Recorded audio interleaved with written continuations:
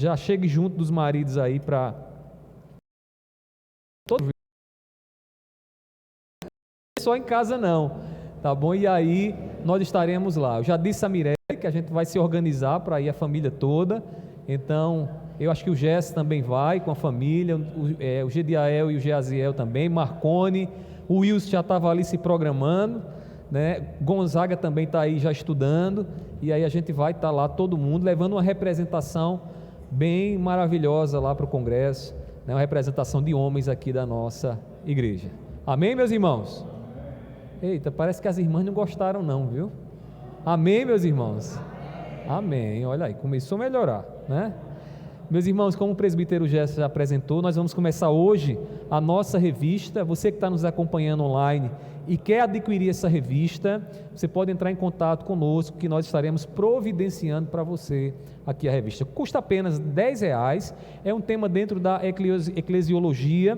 O que é isso, pastor? Que nome é esse? Eclesiologia vem de eclésia, de igreja, que significa igreja. Então, eclesiologia é o estudo da igreja.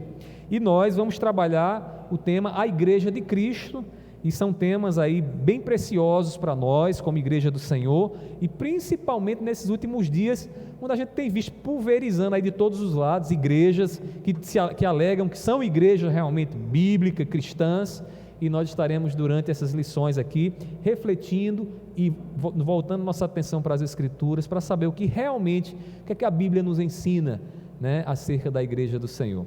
Tá bom? Então, queria que você acompanhasse a revista. Aí, abra sua Bíblia lá em Atos, Atos dos Apóstolos, capítulo de número 2. Deixe sua revista aberta e sua Bíblia também. Se você perceber que tem alguma coisa que você não entendeu direito, então você vai fazer o quê? Você vai dizer: pastor, pare aí que eu não entendi, eu queria que o senhor explicasse melhor. Então eu vou explicar melhor. Hoje, que é a lição de número 1, nós iremos estudar as marcas da igreja verdadeira, tá bom? Então você vai acompanhar aí na sua lição, e aí a gente vai estudar esse tema hoje. Detalhe, né? Se existe a igreja verdadeira, existem as igrejas falsas, né? As igrejas que não têm essas marcas que a Bíblia nos ensina. Então, então nós vamos aprender um pouco mais sobre isso. Então, Atos capítulo 2, versículo 42 a 47 é o texto bíblico. Atos 2, 42 a 47. Então, esse é o texto que nós iremos começar lendo ele. Diz assim a palavra do Senhor, antes da gente fazer a leitura. Esse texto aqui, meus irmãos, o início do livro de Atos é o início onde ali acontece do derramamento do Espírito Santo, conforme a promessa que Jesus havia dado. Vocês devem lembrar, Atos 1,8 diz o quê? Mas recebereis poder ao descer sobre vós, sobre vocês, o Espírito Santo. E no decorrer da história de Atos, o que é que nós vemos? O Espírito Santo sendo derramado como cumprimento da promessa de Deus.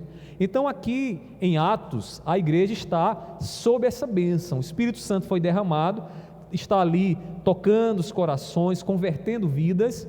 Então isso se reflete na convivência da igreja.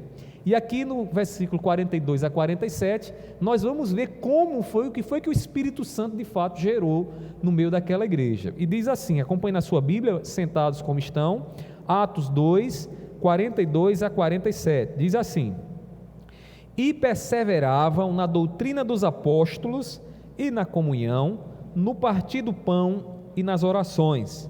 Em cada alma havia temor, e muitos prodígios e sinais eram feitos por intermédio dos apóstolos.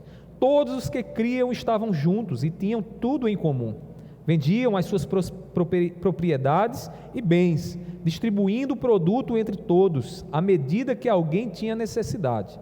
Diariamente perseveravam unânimes no templo, partiam pão de casa em casa e tomavam as suas refeições com alegria e singeleza de coração, louvando a Deus e contando com a simpatia de todo o povo.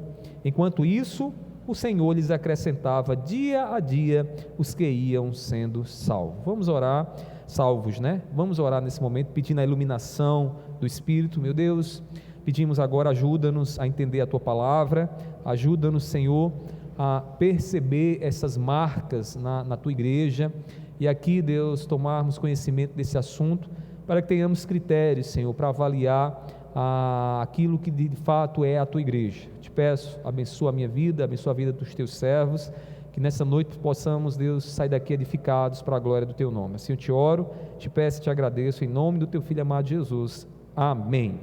Então nós temos aí na lição 1, observe aí na sua revista, lá na parte superior nós temos objetivo da lição. Então vamos ver aqui quais são os objetivos que vão nos ajudar a entender como é que vai ser desenvolvido. Então, ao término dessa lição, o aluno deverá entender duas coisas. Primeiramente, entender quais são as marcas da igreja verdadeira.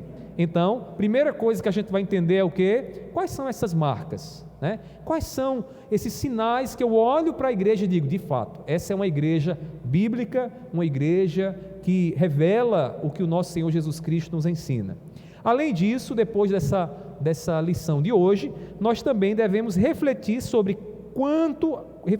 o quanto essas marcas tão importantes para a igreja de Cristo têm sido negligenciadas em várias igrejas e denominações. Então, o que queríamos fazer? Entender quais são as marcas e fazer aqui uma reflexão crítica sobre a maneira como algumas igrejas, que se dizem igrejas bíblicas, cristãs, têm negligenciado essas marcas. Eu não sei se vocês viram um dia desse, passou aí um vídeo nas redes sociais, né, no WhatsApp, em que um pastor estava batizando seus membros, e o batismo dele era um batismo bem inusitado, porque ele levava as pessoas para um tobogã, e aí ele empurrava aquelas pessoas no tobogã e dizia assim: agora eu te batizo em nome do Pai, do Filho e do Espírito Santo.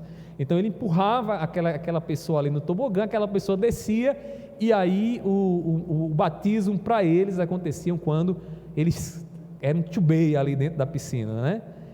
E aí você diz: poxa, pastor, que coisa engraçada, é criativo, né? A gente até se diverte, e o povo estava lá embaixo, né? Mas a gente precisa refletir um pouco mais sobre a forma do sacramento, né? A forma do batismo. O que é que está em jogo quando um pastor ele trata o batismo dessa forma? A forma, que para nós tem um simbolismo muito grande. A gente já falou aqui para os irmãos, o ato do batizar, do derramar a água sobre a cabeça, tudo isso é um simbolismo que comunica alguma coisa para as pessoas. Se a gente está num culto aqui de batismo, e aí tem batismo no culto, no momento que o pastor pega aquela água e diz as palavras batismais, como nós fazemos, e derramamos então a água sobre a cabeça, há todo um simbolismo que precisa ser percebido por aqueles que estão participando do culto. Então eu estou falando disso por quê? Porque a gente vai ver que uma das marcas de uma igreja verdadeira é a ministração dos sacramentos, e aí a gente vai ver que o batismo está lá. Então nessas igrejas aí que têm tentado inovar, nós encontramos muitas coisas desse tipo e precisamos ficar atentos. Hoje à tarde, enquanto eu dava aula lá no Betel Brasileiro, uma pessoa perguntou a mim o seguinte: pastor, chegará um tempo que as pessoas não levarão mais Bíblia para a igreja. Ninguém vai levar a Bíblia para a igreja, porque hoje em dia é muito fácil as pessoas usarem celular, e de fato você tem uma Bíblia no seu celular, certamente, né? E aí ele disse: não vai levar a Bíblia. E aí na reflexão da aula nós refletíamos sobre a importância simbólica das Escrituras. Não é que seja mais fácil carregar a Bíblia do que colocar ela no celular, mas uma vez que eu tenho a Bíblia em minhas mãos, aqui existe um símbolo, né? A Bíblia não é uma questão de praticidade, é uma questão simbólica.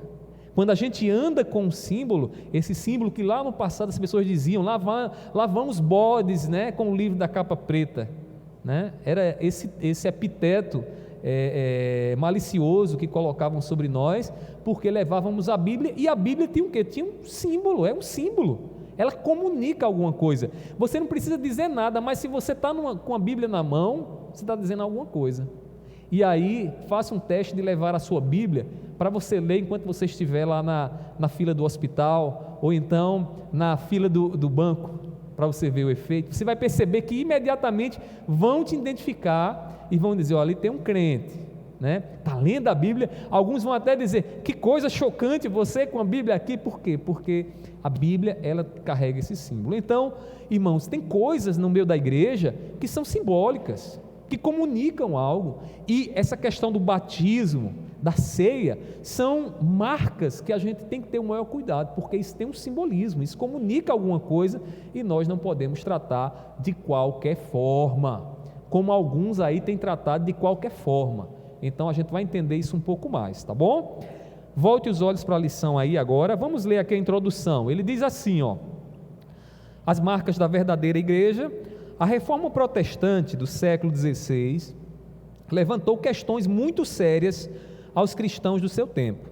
Uma dessas foi a seguinte: qual é a igreja verdadeira? Se vamos refletir sobre esse tema, devemos nos perguntar: o que é a igreja? Não adianta falarmos das marcas da verdadeira igreja se não entendermos o que ela é.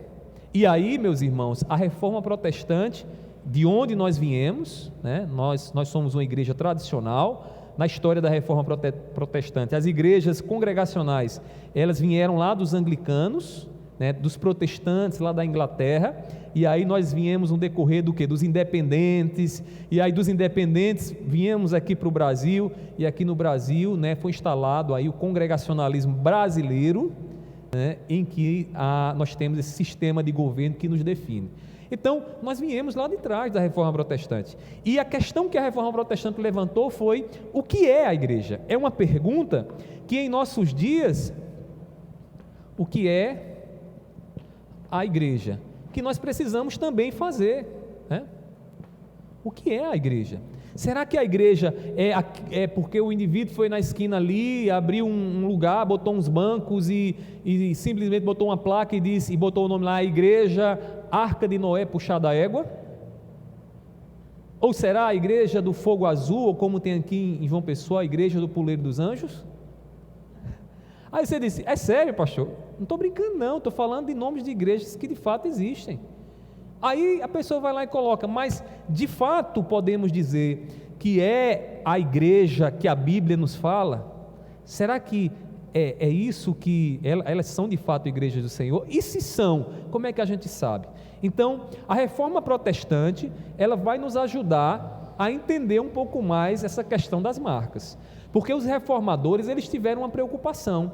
E qual era a preocupação? Definir qual é a igreja de Cristo. Lembre que na época da reforma protestante, quem era a igreja denominada igreja verdadeira, igreja cristã? A igreja católica, apostólica romana. Então a igreja católica era a igreja. Quando a reforma aconteceu, então surgiu a necessidade. A gente precisa definir, né, estabelecer os limites para dizer qual é de fato a igreja verdadeira. E aí no ponto 1, observe na sua lição, alguns conceitos existentes sobre igreja. Então nós vamos ver aqui algumas ideias sobre o que é igreja. E aí o primeiro conceito que a gente vê é o conceito romanista. Como assim romanista? Romanista porque vem de Roma. Lá em Macaparana teve uma época que, quando eu era de lá, o pastor fez uma campanha, e a campanha tinha assim: católico sim, romano não. E aí ele distribuiu vários adesivos e a gente colava nas portas, e era uma maneira de evangelizar, porque as pessoas diziam: oxe, mas vocês não são protestantes? E por que vocês estão dizendo católico sim, protestantes, católico sim, romanos não? Então a gente, a partir daí, explicava que somos católicos porque fazemos parte da igreja de Cristo em todos os lugares. A igreja que está em todos os lugares, aqueles que nasceram de novo, que são filhos de Deus e são corpo de Cristo. Mas nós não estamos submissos a Roma, né? Como os católicos romanos estão. Então, nós somos católicos, mas romanos não. E aí vinha toda uma discussão. Então quer dizer que a igreja depende de Roma, a igreja de Roma não é a igreja da Bíblia, de Cristo e tal. E aí a gente aproveitava para evangelizar. Então, vejamos aí o conceito dos romanistas, né? Então, os romanistas, segundo esse conceito, a igreja havia produzido a Bíblia, e não a Bíblia a igreja. Os romanistas defendiam, meus irmãos, que o papado, a tradição, a quantidade de membros e sua extensão territorial seriam marcas da sua veracidade, da veracidade da igreja. Afirmavam ainda que os milagres, sinais e prodígios que, segundo a tradição, ocorreram por meio dos santos, assim como sua antiguidade, seriam marcas de sua verdade. Então percebam aqui o que é que os romanistas tinham como conceito de igreja. Primeiramente, eles diziam: a Bíblia é fruto da tradição. Então, eles disseram: a Bíblia não nasce da igreja, pelo contrário, a igreja não nasce da Bíblia, pelo contrário, é a Bíblia que nasce da igreja. Uma vez que eles invertem então essa relação, então a igreja passa a ser fruto da tradição, né? Então a Bíblia passa a ser fruto da tradição. Então a Bíblia é o que é, porque a igreja defende que é ela quem dita o que deve estar aqui, o que deve ser tirado, como é que deve ser interpretada. Pastor, ainda hoje é assim? Ainda hoje é assim. Para vocês terem uma ideia de como acontece, dentro da Igreja Católica existe o Santo Ministério, o Santo Magistério. O que é isso? É um grupo de bispos, incluindo o Papa, que fazem a interpretação de determinadas partes das Escrituras e dão então a autorização para que aquela interpretação seja aceita por toda a igreja. Então não há espaço para um crente comum fazer a interpretação segundo ele bem entende. A única interpretação autorizada da igreja é aquela que o magistério faz. Então percebam como eles dão ênfase ao quê? A tradição, né? Aí você diz: pastor, e a gente não se preocupa com tradição, não? Sim. Quando nós dizemos eu sou reformado, você está numa tradição reformada, você está numa tradição teológica, né? Você está numa tradição, só que a gente não coloca a tradição acima das Escrituras, né? Entre os reformados, entre as igrejas reformadas, é a Bíblia que está acima e que julga a tradição. Então nunca será um grupo de colegiados ou uma série de conhecimentos que a gente tem acumulado no decorrer da história que vai dizer o que é verdade, nem muito menos um papa, um presidente lá da denominação que vai dizer o que é que a gente tem que acreditar, né? Quem diz isso são as Escrituras. Continuando aí, veja aí, ainda nesse conceito romanista, além disso, criam que a igreja é uma instituição ligada ao Papa, herdeiro de Pedro, o apóstolo, que haveria preeminência entre os apóstolos. Então, qual é a outra marca aqui do conceito de igreja dos romanistas? O papado. Então, o Papa, ele está ali porque Pedro foi o primeiro Papa da igreja, é assim que eles estabelecem. E uma vez que a igreja é verdadeira para eles, não para nós, para eles, o Papa tem que estar lá. Uma igreja verdadeira é uma igreja submissa ao papado. Então, este é um conceito, né, de igreja. É esse conceito que nós seguimos, que nós acreditamos, que a Bíblia nos ensina. Aí nós dizemos simplesmente não.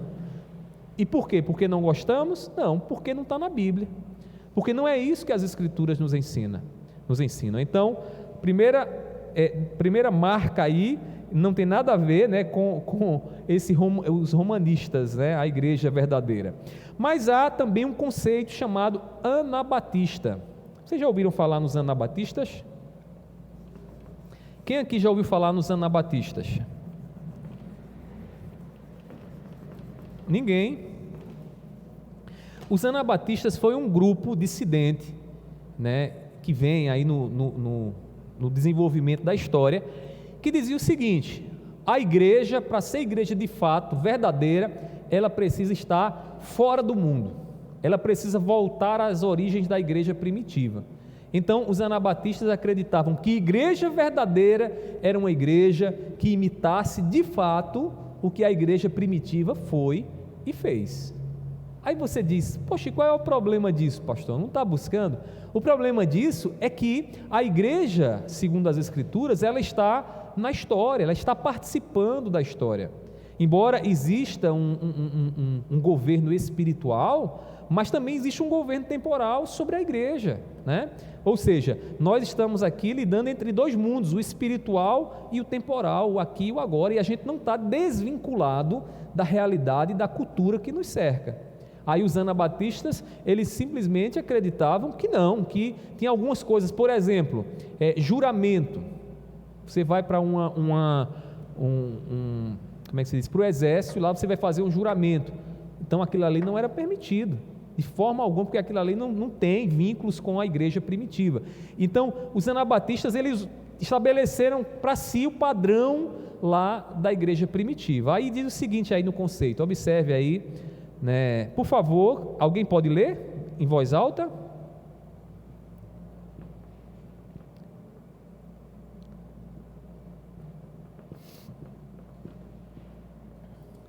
Ninguém quer ler? Vamos lá.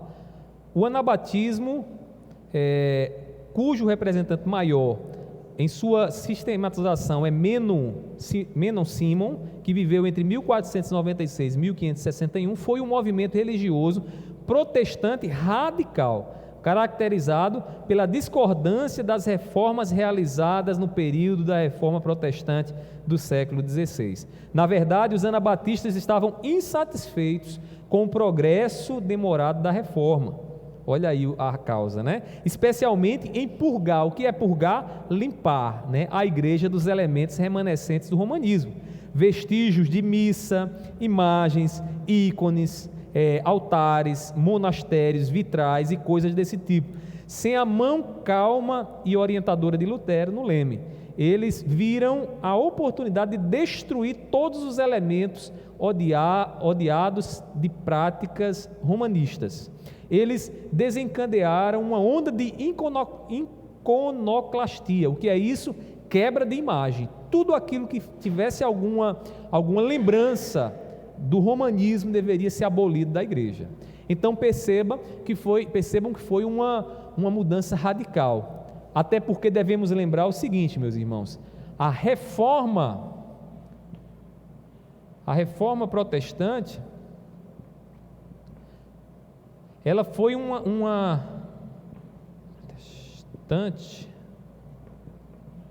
foi um questionamento por reforma, né? Os reformadores não queriam que a igreja desaparecesse. O que é que Lutero vem questionar? Que a igreja repensasse aquilo que estava praticando. Só que a igreja quis repensar? Não. Quiseram foi matar Lutero por conta disso. Então lembre-se sempre o seguinte: igreja reformada é uma igreja que está sempre se reformando, né, como costumamos dizer, porque a gente está sempre aí, né, observando aquilo que não procede de Deus e da palavra, e tentando e fazendo de tudo para que aquilo ali não assuma o lugar da palavra. Os anabatistas disseram: olha, qualquer coisa ligada à igreja católica deve ser expurgado, deve ser tirado, deve ser eliminado, porque isso aí não procede, isso aí é demoníaco, diabólico. E então eles sugeriram que a igreja, eles vivessem separados, né, em comunidades separadas, para poderem ser igreja de verdade. Isso é igreja de verdade? Essa é a questão, né? Agora vejam aí na letra C, o conceito, que é o terceiro conceito, é o conceito dos reformados. Deixa eu explicar uma coisa aqui para vocês. A revista, ela não começa lá das Escrituras. O autor achou por bem fazer um corte na história, e o corte que ele faz começa da reforma para cá. Então, por isso que quando vocês lerem aí, vocês vão perceber que ele muitas vezes vai se referir à reforma como sendo o momento de estabelecimento da igreja, né, ou reestabelecimento da igreja. Tá bom? Mas ele não começa lá das Escrituras, e aí a gente começa a reflexão a partir da história. Então, o que são esses reformados e o que os reformados eles criam, né? Diz assim, observe na sua revista: entre essas duas ideias divergentes surgiu o conceito reformado e bíblico do que é a igreja. Não era uma hiperrelação como pensavam os anabatistas, né? Ou seja, a hiperrelação que estava acima do que existia em relação à igreja, como pensavam os anabatistas, mas era uma reforma. né? Evidentemente, não foram os reformados que reagiram em primeiro lugar contra Roma, foram os anabatistas que fizeram isso. Então, mas os reformados voltaram-se para a palavra de Deus e desejavam viver, trabalhar, adorar e fazer tudo conforme seus ensinos, né? E sob a orientação da palavra. Eles confessaram que a igreja é católica mesmo, né? É católica mesmo. Ela é universal, ou seja, ela não está desligada de uma instituição humana. Embora funcione como instituição, sua unidade não depende de uma cidade, que no caso é Roma, né? Não depende disso. Não depende de uma pessoa que é o Papa, mas a unidade da igreja se acha na palavra e na única fé cristã e bíblica, que é esta palavra que nos ensina. Então, o que é que o autor está dizendo aqui? Que os reformados foram buscar o fundamento para a igreja onde? Nas Escrituras. É na Bíblia, e é a Bíblia quem vai determinar quais são as marcas da igreja verdadeira. Isso trouxe, obviamente, alguns problemas para os reformadores, pois eles eram acusados de não fazer parte da igreja verdadeira e de serem uma seita rebelde, enquanto na verdade eles acreditavam ser a igreja de Cristo e não uma seita revolucionária. Tal crença levou muitos à morte por causa de sua fé. Muitos morreram. Por quê? Porque eram considerados dissidentes, seitas, eram perseguidos por conta da sua fé. Hoje, quando nós observamos o grande número de denominações religiosas sendo criadas a um ritmo desenfreado, cada qual alegando o título de Igreja de Cristo, nós somos levados a fazer a seguinte pergunta: como podemos então identificar a verdadeira igreja do nosso Senhor Jesus Cristo? E aí, de acordo com a Escritura e conforme a sistematização da Reforma, quais são as características de uma igreja verdadeira? Para uma melhor compreensão acerca disso, importa que analisemos a concepção reformada das marcas essenciais da igreja, formuladas pelos primeiros e mais importantes expoentes da Reforma Protestante. Quais são eles?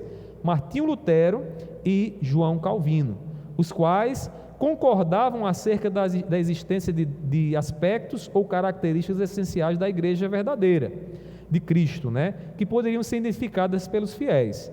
Apesar das diferenças entre si, Lutero e Calvino concordavam em dois aspectos ou marcas essenciais da igreja verdadeira. Então, quais são? Vamos lá? Primeiro deles, pregação da palavra.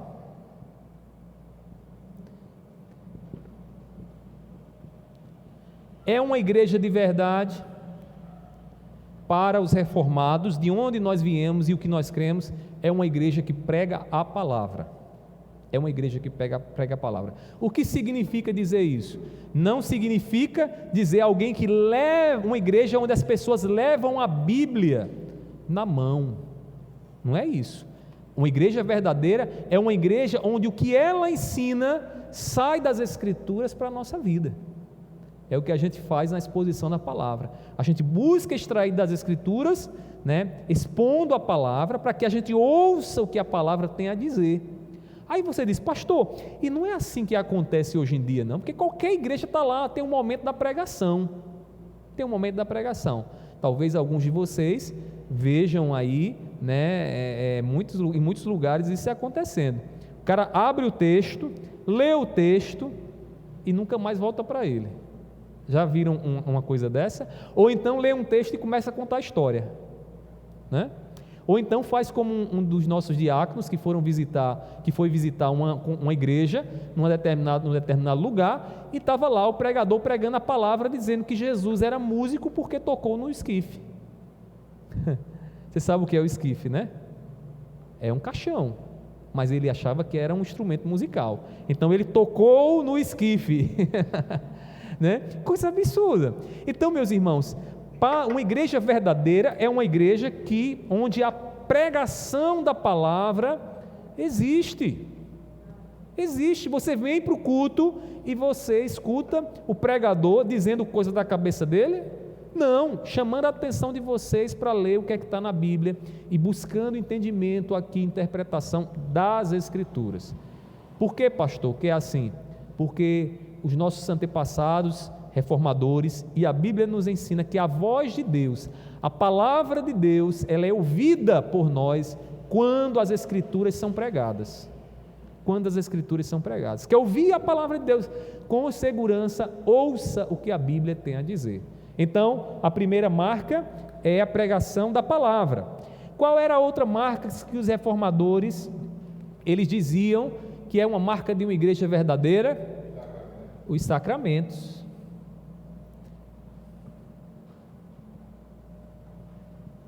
Quais são os sacramentos? Batismo e ceia. E por que ele é considerado, esses sacramentos aqui, eles são considerados como marca? Porque aqui é o sinal da nova aliança, né? A ceia é o sinal da nova aliança, disse Jesus, esse é o sangue da nova aliança, que é derramado por vós. Então, o símbolo externo da aliança que foi firmada entre nós e Deus, como nós já estudamos isso aqui, a gente vê onde? A gente vê lá na ceia, ali em todo aquele ritual de comunhão, o pão e o vinho representando o corpo e o sangue do nosso Senhor Jesus Cristo, que nos dá então a união, a participação espiritual naquilo que Ele fez por nós. E o batismo? Exatamente, outro símbolo que mostra exteriormente essa relação que nós temos de aliança com o nosso Deus. Então, os reformadores diziam, não tem como uma igreja ser verdadeira se ela menospreza esses rituais. E aí, mais uma vez, eu volto a atenção de vocês para a forma como algumas igrejas têm tratado essa questão da ceia e a questão do batismo. Sabe aquela história do tobogã, né, que eu falei para vocês? Né, a forma alterada de uma maneira que a gente precisa se questionar. Realmente aquilo ali está mais para uma diversão do que de fato para um momento tão que comunica tanto, que fala tanto através do ritual e da forma, que é o batismo. Então, eram essas duas marcas que os reformadores, eles concordavam, mas havia uma terceira marca, que aí foi uma observação do Martinho Lutero. E qual era a terceira marca? Disciplina. Mas eu já ouvi aqui de igrejas grandes aqui na nossa cidade, que já disseram que não disciplina. Disciplina aqui diz respeito à correção. Então, para Calvino principalmente, a disciplina, ela não era considerada um sacramento, nem estava no mesmo patamar da palavra de Deus, mas se é uma igreja verdadeiramente, ela tem que disciplinar, ela tem que corrigir o andar da igreja de acordo com a palavra. Ela não pode estar olhando, observando o pecado e dizendo, não, deixa rolar solto aí, deixa as coisas acontecerem aí. Meus irmãos, a disciplina é muito importante, né? Inclusive como uma manifestação de amor, porque a palavra do Senhor nos diz lá em Hebreus capítulo 12, usando lá uma passagem do Antigo Testamento, o escritor diz o seguinte: o pai corrige o filho a que ama, né? A correção de Deus na igreja é um exercício de amor de Deus para com a igreja. Uma vez que a igreja se rebela contra a disciplina de Deus, essa igreja não está sob o cuidado de Deus, né? Não está. Então, essas aqui são as marcas, só essa terceira aqui que você vai encontrar, inclusive entre os reformadores, né, que alguns acreditavam que é importante, mas não chegaria a ser uma marca, né, que deveria estar tão evidente como a pregação e os sacramentos. Tá bom? Vamos lá para o ponto 2. Alguma pergunta, irmãos? Até aí tudo tranquilo?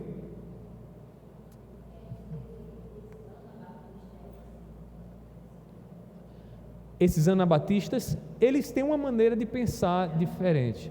A gente não considera uma seita, né? Mas eles são um movimento bastante radical, né? Os menonitas, não sei se a irmã já ouviu falar, né, de viver em comunidades. Lá no Brasil, aqui eu tenho algumas comunidades que vivem assim.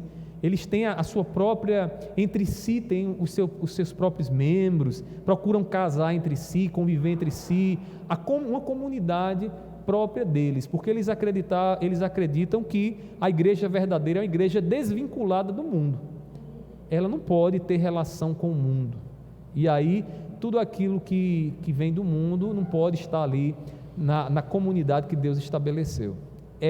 Eles partem da ideia de que o padrão para a igreja é voltar às práticas primitivas da igreja, aquilo que começou lá no início, e aí viver literalmente como eles viviam naquele tempo, tá bom? Mas assim, em termos de fé, do que eles acreditam, tem muita coisa que nós concordamos, então assim, a gente não diz que eles são uma seita, né, a ponto de distorcer completamente ao ensino essencial do Evangelho, né?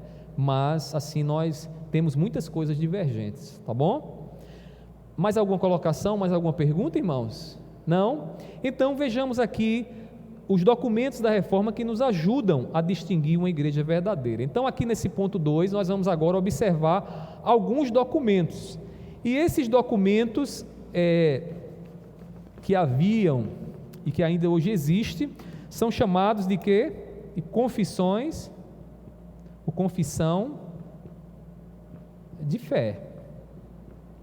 Então, se a gente quer entender o que é que os nossos antepassados criam, acreditavam, nós precisamos nos voltar para esses documentos. Então, vejamos aqui primeiramente a Confissão de Augsburgo. Faltou um G aí, tá bom? Não é Augsburgo não, é Augsburgo, de 1530. Eu vou ler aqui o artigo 7º, que está aí na revista, acompanha aí, diz assim: porque para a igreja verdadeira, para a verdadeira unidade da igreja cristã, é suficiente que o evangelho seja pregado unanimemente de acordo com a reta compreensão dele, e os sacramentos sejam administrados em conformidade com a palavra de Deus.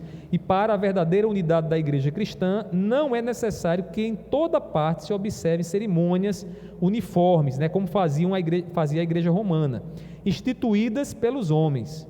É como diz Paulo em Efésios capítulo 4, há somente um corpo e um espírito, como também fostes chamados numa só esperança, a vossa vocação. Há um só Senhor, uma só fé e um só batismo. Então aqui fica claro, quando eles dizem aí logo no início, né, que seja pregado unanimemente de acordo com a reta compreensão das Escrituras, né, do Evangelho. Então o Evangelho precisa ser pregado, e aí esse documento aqui, ele nos dá a primeira compreensão de que era assim que realmente os nossos antepassados eles criam, né? Aí vejamos aqui no ponto B, vejam outra confissão de fé, a confissão de fé belga, de 1561. Primeira veio a de Augsburgo, depois a belga. Diz assim: as marcas para conhecer a verdadeira igreja são estas: ela pratica a pura pregação do Evangelho, mantém a pura administração dos sacramentos segundo Cristo os instituiu, e exercita a disciplina na igreja para a correção e punição do pecado. Lembra lá dessas marcas aqui, ó?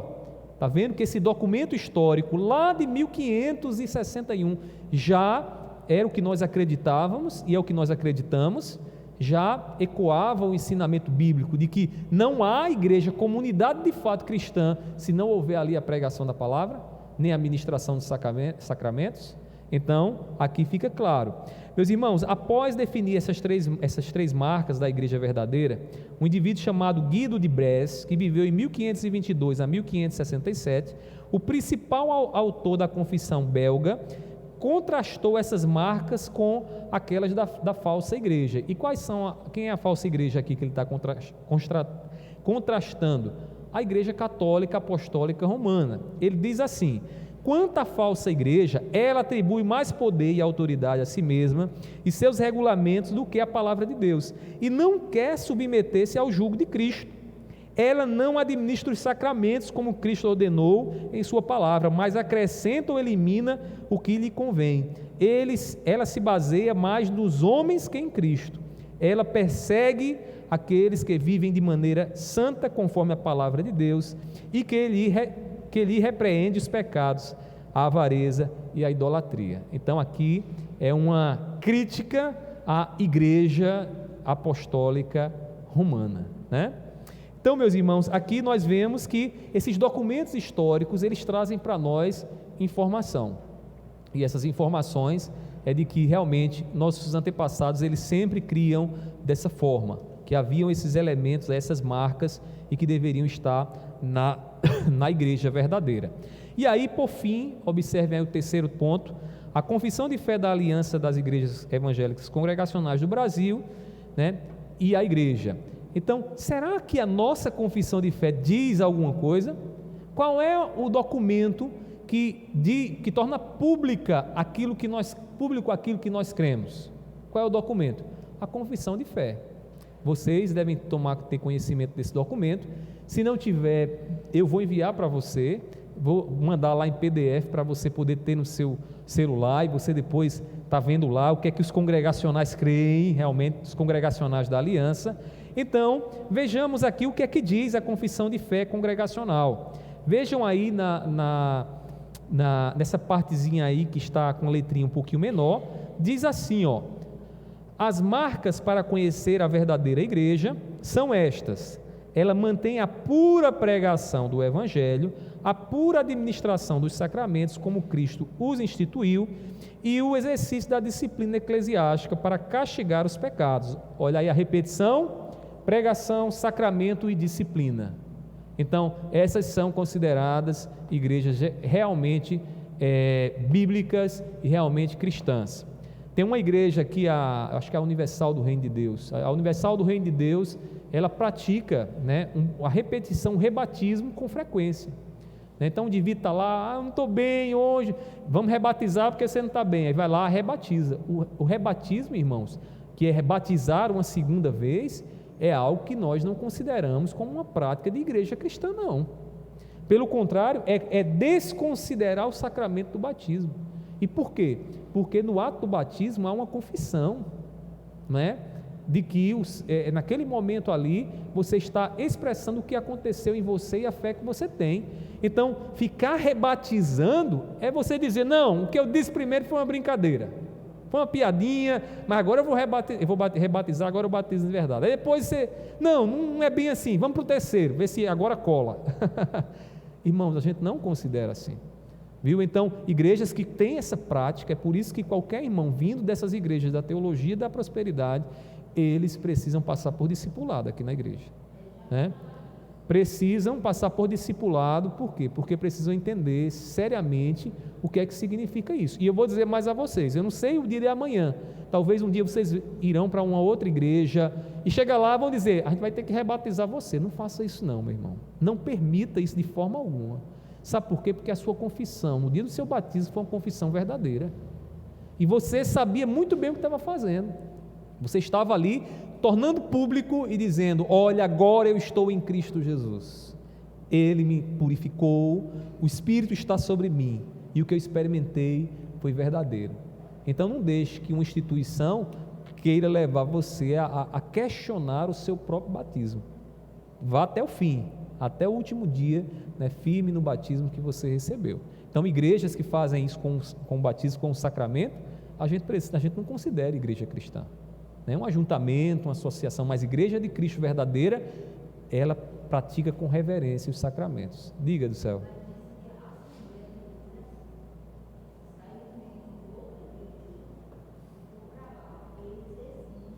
Pois isso é sério. Pois isso é grave, isso é muito grave. Eu lembro que antigamente a igreja, né, a Assembleia de Deus, havia isso. Hoje eu acho que mudou. Eu acho que não existe mais essa questão de exigir o rebatismo. Mas assim, se há essa exigência, nós não podemos considerar como uma igreja cristã.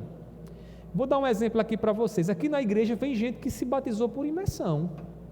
Foi lá, mergulhou e, como se diz, né, mergulhou o velho homem, ressuscitou o novo homem.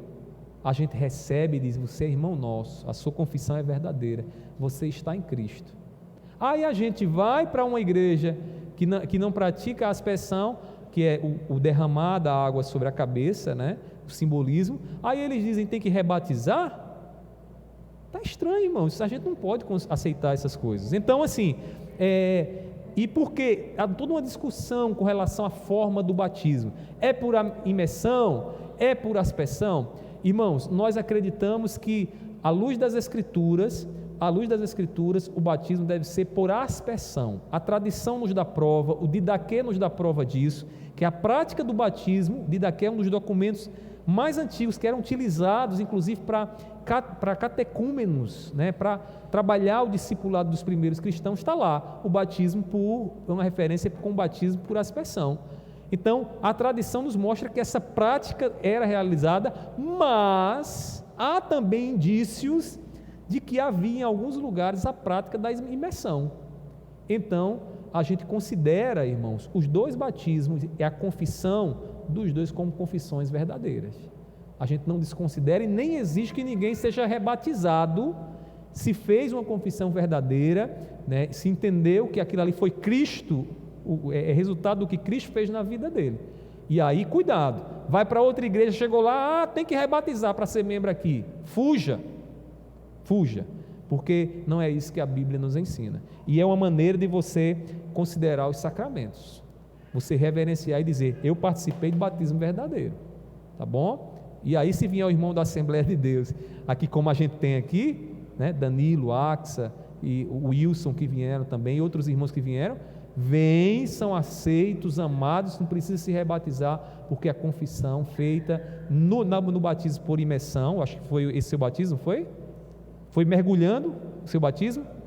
Foi? Então foi por imersão, né? É um batismo verdadeiro. Mas e o derramar da água sobre a cabeça? O derramar da água sobre a cabeça é o que nós seguimos, porque acreditamos ser mais bíblico e a tradição que nós seguimos, né? Como?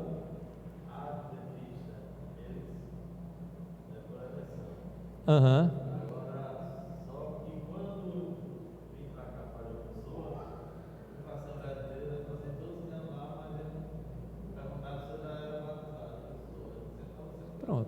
Pronto.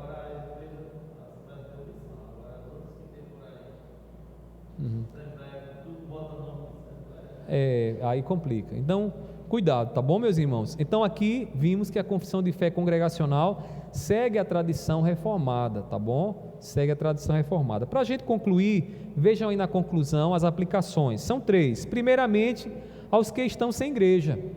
Então, procure uma igreja onde haja uma forte ênfase no ensino bíblico diário e onde os sacramentos sejam reverenciados de acordo com a Bíblia, né? Onde o amor fraternal seja evidente e a disciplina seja praticada. Porque, vai viver de todo jeito? Não é assim que funciona. Não é assim que a palavra do Senhor nos manda viver, né? No pastoreio de Deus, há lá o cajado. Há o bordão para direcionar a ovelha, mas há o cajado. E quando Deus achar necessário, Ele faz assim. Então, se queremos seguir o pastoreio de Deus, a gente não pode se omitir de disciplinar, de corrigir. Isso aqui não entendam mal, não estou falando de castigo, já falei outras vezes aqui. Disciplinar não é descer a chibata sobre alguém e dizer: agora você vai sofrer as penalidades. Eu acho que um crente de verdade, que tem o Espírito Santo, se ele pecou num pecado público, meu irmão, ele vai sofrer já o próprio sofrimento do arrependimento, da dor do arrependimento. E qual é o papel da igreja? O papel da igreja é auxiliar essas pessoas, para que elas de fato sintam essa dor pelo arrependimento, pelo pecado cometido, e possamos trazer essa pessoa de volta para o caminho, né? Dando a ela condições dela poder continuar caminhando. Não é enxotar a pessoa do convívio da igreja, dizer: agora não vai conviver mais com a gente, fica sentado lá no último banco e está tudo resolvido. Não é assim. A palavra do Senhor não nos ensina a fazer isso. Agora estou falando de crente arrependido, porque tem uns que se dizem crente e não se arrependem, como certa vez aconteceu. Uma pessoa foi disciplinada, eu chamei a atenção, a pessoa disse: não, eu estou bem demais com a situação que eu estou vivendo, em pecado, abandonou o marido, foi viver com outra pessoa. E eu disse: minha irmã, não é isso que a palavra ensina. Então, você não tem mais comunhão conosco. A palavra do Senhor diz: considera como publicano ou gentio, como uma pessoa que se desviou da fé, que apostatou da fé. Aí detalhe, na semana seguinte a irmã já era dirigente do grupo de coreografia de uma igreja de uma igreja dessas igrejinhas que tem por aí? Ah, pastor, estou bem demais. Lá na igreja que eu estou agora, eu dirijo o grupo de louvor, melhor, o grupo de coreografia da igreja. Fazer o quê? Né? Então, Deus abençoe. E depois, infelizmente, digo isso com muita tristeza, a gente viu que realmente tinha que ser disciplinado. Tinha que ser disciplinado. Então, segunda aplicação aos que estão na igreja: vivam em harmonia com o plano e a vontade de Deus para a vida de vocês, amando a igreja.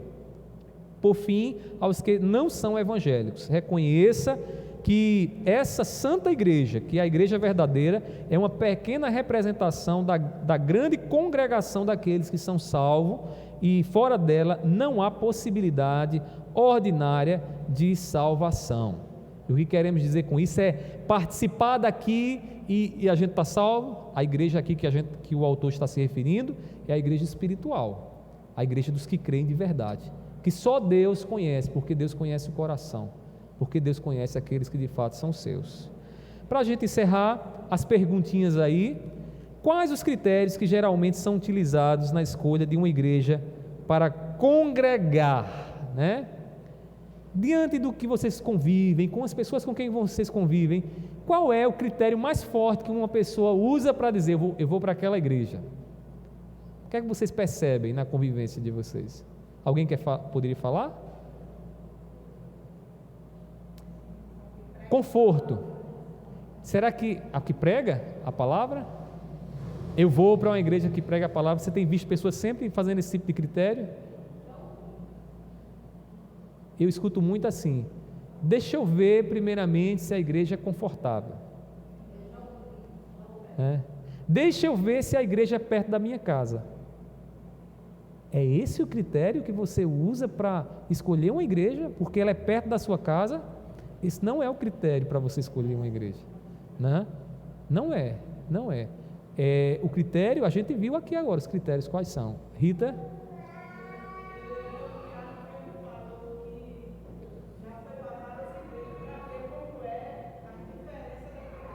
Aham.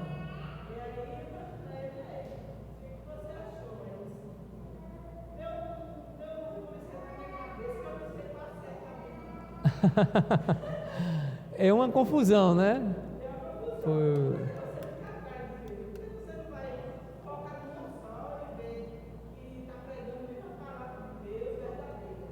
Pregando a palavra de Deus, se está fazendo os sacramentos de acordo com a palavra, se deixa os crentes, né, se tem disciplina de verdade, né, lá, ou se os crentes vivem como querem, pecando, fazendo tudo de errado lá e ninguém diz nada, né, porque tem isso. Muito bem.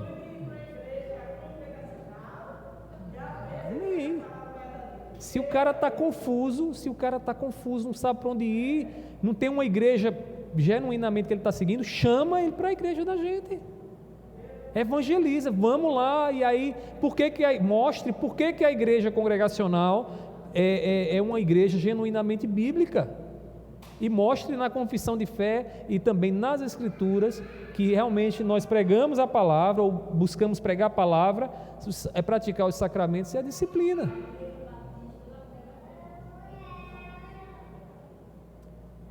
Sim, os batistas são considerados irmãos nossos, né? Irmãos nossos. Viu? Ok. Segunda pergunta: quais realmente deveriam ser levados em contas? Será que é a distância da minha casa? Quantos ar-condicionados tem? As cadeiras são acolchoadas? O louvor é agradável, né? Quais são realmente os critérios que devemos levar em conta, Henrique?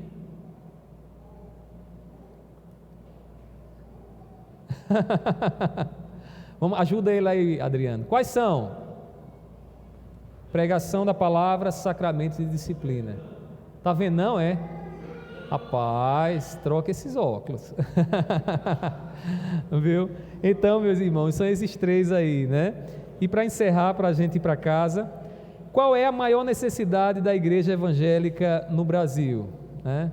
O que é que vocês veem? A igreja de uma forma geral, né? Olhando para um e outro ali, quais são as necessidades, irmãos? Tem muitas, né? Mas dentro do tema que a gente está pregando, a pregação da palavra de Deus, a centralidade da palavra de Deus. Esses dias eu ouvi um pastor, colega meu da presbiteriana, ele dizendo o seguinte, ele disse que foi convidado para participar de uma determinada atividade, chegou lá, tinha uma mulher que estava pensando completamente triste com a igreja que ela fazia parte, e ele perguntou, por que você está triste com a igreja? O que foi que aconteceu? Você tem que estar na sua igreja. Ele disse, não pastor, é porque lá na minha igreja levantou-se uma senhora, e essa senhora começou a profetizar e dizer o seguinte, que o pastor deveria largar a esposa dele e se casar com ela, porque Deus estava dizendo, e e ela deveria casar com o marido dela, fazer uma troca, né, santa. E ela disse, pastor, eu estou triste, sabe por quê? Porque eles foram no cartório e fizeram isso. Aí eu disse, não, isso parece, mas foi verdade. Meus irmãos, coisa absurda. Aí você diz, por que isso acontece? Falta palavra, irmãos. Falta palavra. Onde não existe a palavra, outra coisa entra no meio lá para tomar autoridade. Então, qual é o critério? De onde vêm os critérios da igreja de Cristo, da igreja verdadeira? Da palavra. Agora tira a palavra, outra coisa vai vir para tomar o lugar. E você, uma pessoa que diz ser boca de Deus, dizer uma coisa dessa, irmãos, e detalhe, a igreja dizer, pode fazer, essa nunca leu a Bíblia, irmãos, nunca viu o que é que a palavra do Senhor tem a dizer. Então assim, é lamentável que essas coisas aconteçam. Todo mundo, minha irmã, não foi só o pastor não, todo mundo, né? Aí a irmã que saiu de lá estava dizendo que estava triste demais, porque sabia que isso era errado, mas a liderança estava aceitando essas coisas. Então assim, um absurdo, né, meus irmãos? Então o que é que a igreja precisa, a igreja brasileira? Eu digo sem sombra de dúvida, centralizar a palavra de Deus, olhar para a palavra, deixar a palavra de Deus ser voz de Deus no nosso meio, né? Porque foi o que Deus disse, foi o que Deus nos deixou para nos guiar. Então que Deus nos ajude, como diz lá o salmista, né? Lâmpada para os meus pés e luz para o meu caminho é a tua palavra, Senhor, é a palavra do Senhor. Que Deus nos ajude em nome de Jesus, amém? Alguém quer fazer alguma pergunta, alguma colocação? Não? Por favor, Gerson, o relatório Josélia fez aí? Está aí? Pega ali o relatório, Eduardo, por favor, com Josélia.